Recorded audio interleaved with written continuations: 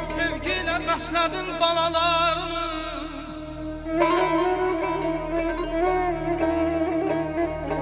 sevgiyle besledin balalarını.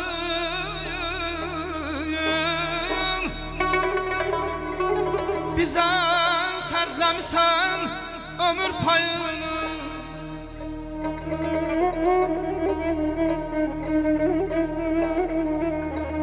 Qaytarmaq olar mı haqqı sayının?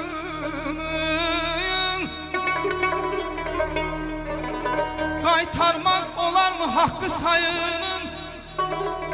Bütün ömrü boyu borcluyam sana. Qocalma, qocalma, qocalmayana.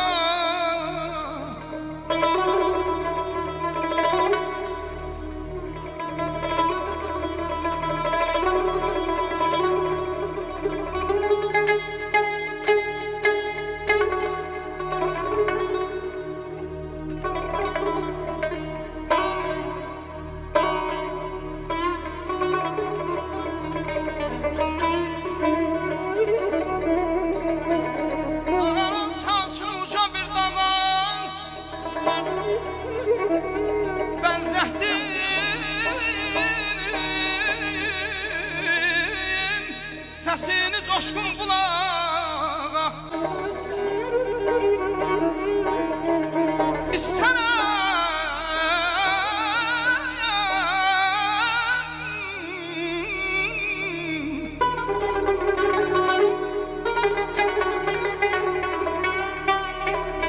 İstərəm bülbül tək qonum budağa, şəninə nəğmələr oxuyum ana.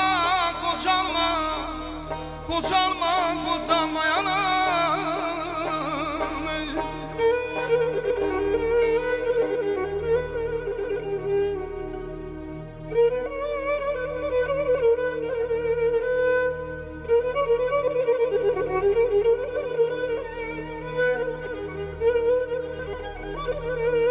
Bir ana borcunu qaytarmaq üçün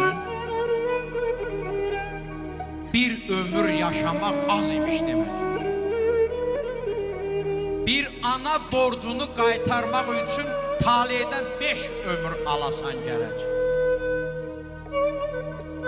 Boyun da uzundur boyundan sənin. Bəs niyə sən məndən ucasan ana?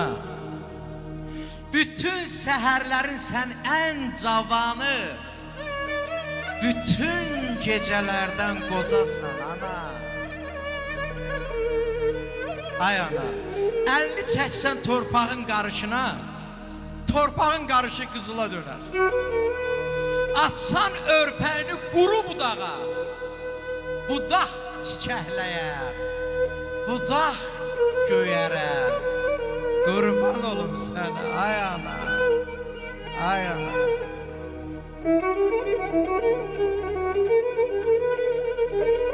Marş aldı da marş aldı.